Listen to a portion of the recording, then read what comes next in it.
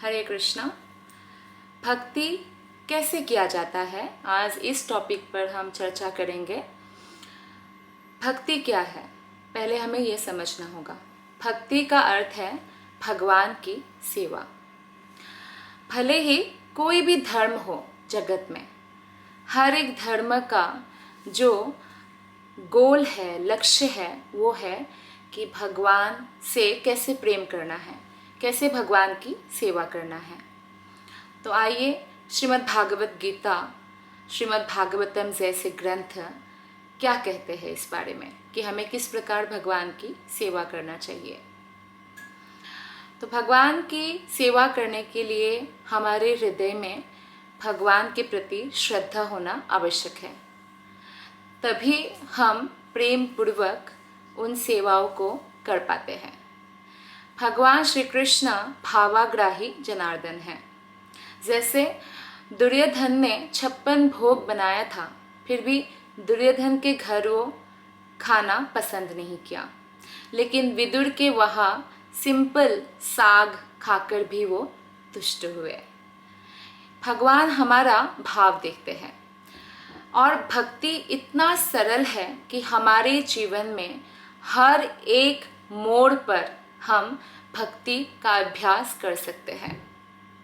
For example, जैसे आप market से आम खरीद रहे हैं, आम का सुंदर मौसम है, तो आम खरीदने के समय आपका भाव अगर यह हो कि ये आम ले जाएंगे और भगवान श्री कृष्ण को भोग लगाएंगे।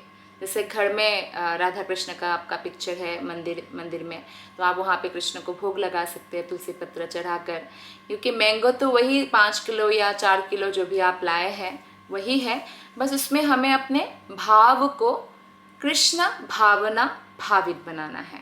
तो ये भक्ति हो गया। यानी जो कार्य था आम खरीदना वो सेम रहा, आपके पड़ोसी भी आम खरीदा, लेकिन उन्होंने कृष्ण भावना से नहीं खरीदा, उन्होंने खुद के लिए खरीदा, लेकिन आपने कृष्ण के लिए खरीदा। एनीवेज, कृष्ण उन आम को लेकर कहीं भागकर नहीं जाने वाले, या उस आम में से एक भी आम खटने वाला नहीं है, क्योंकि भगवान श्री कृष्ण पूर्ण है। तो इसी कारण से हमें अगर ये भावना हमने डेवलप कर लिया तो ये हो गया भक्ति। और जैसे एक साधारण व्यक्ति भी नौकरी करते हैं, शादी करते हैं, बच्चा पैदा करते हैं, बच्चों का लालन पालन करते हैं, और एक भक्त भी करते हैं। लेकिन एक साधारण व्यक्ति और भक्त में जमीन आसमान का अंतर होता है। एक साधारण व्यक्ति भगवत भक्ति नहीं करता है, यानी वो भगवत धाम जाने की तैयारी नहीं करता है, लेकिन भक्त सेम कार्य करके बस भावना को बदल कर उस कार्य को भी भक्ति में सम्मिलित कर देते हैं। फॉर एग्जाम्पल, जो भी वो कार्य करते हैं कृष्ण के प्रति समर्पित होकर करते हैं, या कोई भी duties, responsibilities for family, for society, या अपने लिए भी जो नित्य कर्म है वो करते हैं, तो सारे कर्म का कर्मफल भगवान श्री कृष्ण को अर्पण कर देते हैं। यानी वो फल के साथ या रिजल्ट के साथ अटैच नहीं रहते, लेकिन कर्तव्य को जेन्युइनली पालन करते हैं, और क्या सोचकर, इससे भगवान प्रसन्न होंगे। आपने देखा कई बार जो जॉब में लोग चीटिंग करते हैं या ब्राइब्स लेते हैं, इसका कारण क्या है? नास्तिकता ही इसका कारण है। वो सोच रहे हैं कि उनको देखने वाले कोई नहीं है, वो सोच रहे हैं कि ये कोई पाप कुछ नहीं होता है, और मरने के बाद क्या होगा किसी को नहीं पता है। लेकिन एक भक्त हर समय यह जानता है कि भगवान परमात्मा रूप में हर एक वस्तु में समाहित है, इसलिए अगर मैं कोई भी चीटिंग करता हूँ, इससे भगवान को अच्छा नहीं लगेगा, इसलिए वो ऐसा नहीं कार्य करते हैं। तो वो हमेशा अपने जीवन में सरल होते हैं, कोई कुटिलता नहीं होती है, और ऐसे व्यक्ति जो है हर सद्गुण से परिपूर्ण होता है। तो वही कार्य जॉब एक व्यक्ति ने किया और दूसरे व्यक्ति ने किया, में जमीन आसमान का अंतर हो गया ना, कि इन्होंने भक्ति भाव से किया, कृष्ण की जो है प्रेजेंटेबिलिटी को हर जगह उन्होंने महसूस किया। दूसरा कार्य, जैसे आपको गरीबों को खिलाना है, और अभी जैसे कोरोना का भी समय है तो बहुत लोग मदद कर रहे हैं, तो 2 व्यक्ति की बात करते हैं, एक साधारण व्यक्ति और एक भक्त, कृष्ण भक्त। तो एक साधारण व्यक्ति जो होते हैं वो दाल चावल सब्जी रोटी सब बना के जैसे बांट दिया गरीबों में, गरीबों का पेट भर गया। लेकिन एक भक्त जो है दाल चावल सब्जी रोटी बनाकर तुलसी पत्र चढ़ाकर भगवान को भोग लगाया और उसके बाद गरीबों को बांटा। अब इसमें जमीन आसमान का अर्थ है। एक ने कृष्ण प्रसाद बांटा और दूसरे ने केवल अन्न बांटा। कृष्ण प्रसाद बांटने वाले का ये लाभ हुआ कि वो वैसा कार्य करके कृष्ण भक्ति किया और दूसरों को भी कृष्ण भक्ति दिया, क्योंकि वो कृष्ण प्रसाद है। और एक व्यक्ति ने जो है केवल एक जैसे पुण्य होता है, भोग उन्मुखी पुण्य का अर्जन किया, जिसका अंत है, यानी भोग उन्मुखी पुण्य यानी जो पुण्य करने से आपको स्वर्ग की प्राप्ति होगी और जैसे ही आपका पुण्य क्षय होगा आपको फिर से इस मृत्यु लोक पर आना होगा। लेकिन एक भगवत भक्त ने वही कार्य किया, लेकिन वो भगवत धाम यानी वैकुंठ जाने के लिए किया। कुछ लोग सोचते हैं स्वर्ग ही सब कुछ है, नहीं, स्वर्ग इस भौतिक जगत में है और स्वर्ग जो है वो हमारा छूट जाता है जैसे हमारा पुण्य खत्म होता है। लेकिन जो भक्ति उन्मुखी पुण्य आप कमाते हैं, यानी जो आपने जो प्रसाद बांटा, वो कभी भी खर्च नहीं होता, वो परमानेंटली आपके अकाउंट में हमेशा रहेगा। तो इसलिए भक्ति करना बहुत सरल है। जैसे आपका ड्राइंग रूम है, वहाँ पे अगर आपने किसी हीरो हीरोइन का पिक्चर लगाया है तो वो भक्ति नहीं है। लेकिन अगर आपने वहाँ पे राधा कृष्ण का पिक्चर लगाया या आपने मान लीजिए यशोदा मैया कैसे डंडा लेकर कृष्ण को रस्सी से बांधने के लिए भाग रही है, ऐसा कोई लीला का पिक्चर लगाया, तो कोई भी आपके घर में आएंगे तो ऑब्वियसली आपने जो भी सीनरी लगाया, जो भी पिक्चर लगाया, उसके बारे में दर्शन करेंगे, डिस्कस करेंगे।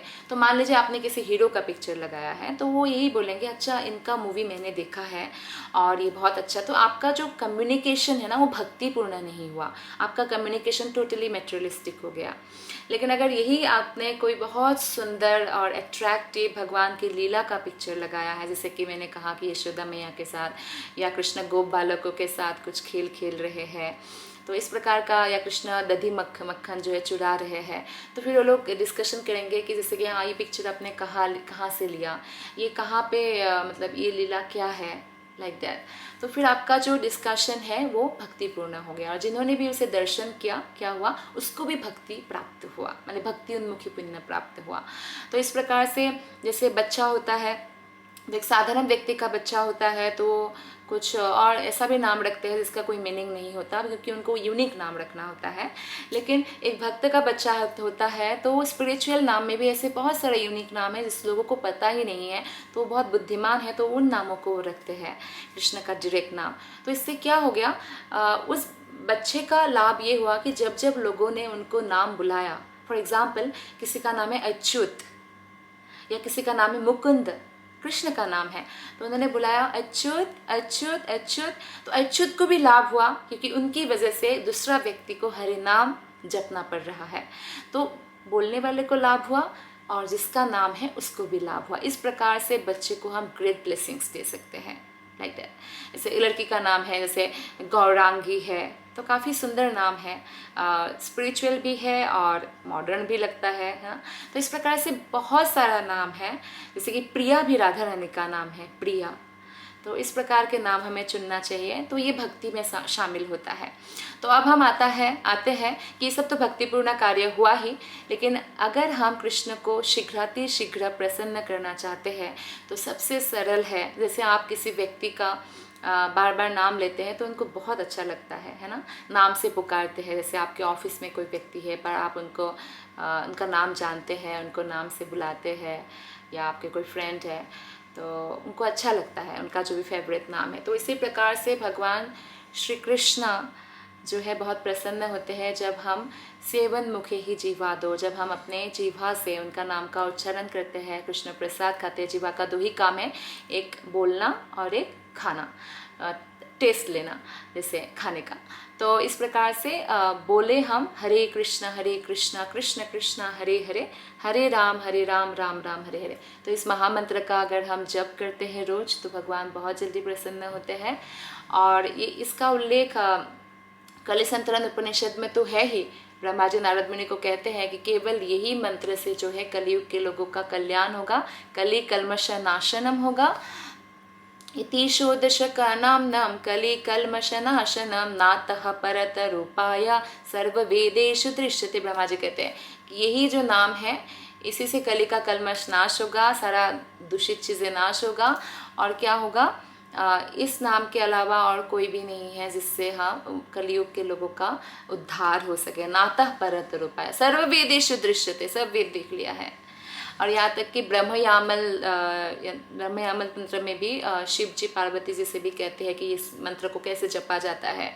हरे कृष्ण 2 बार बोलिए, फिर कृष्ण 2 बार बोलिए, फिर हरे 2 बार बोलिए, फिर हरे राम 2 बार बोलिए, फिर राम 2 बार बोलिए, फिर हरे 2 बार बोलिए। यानी हरे कृष्ण कृष्ण कृष्ण हरे हरे, हरे राम राम राम हरे हरे। तो इस महामंत्र का हमें रोज जप करना चाहिए और इस प्रकार हम शीघ्र अपने अभिष्ट जो परम सिद्धि है कृष्ण प्रेम को प्राप्त कर सकते हैं। और ये भक्ति है।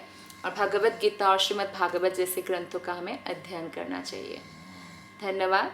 हरे कृष्ण।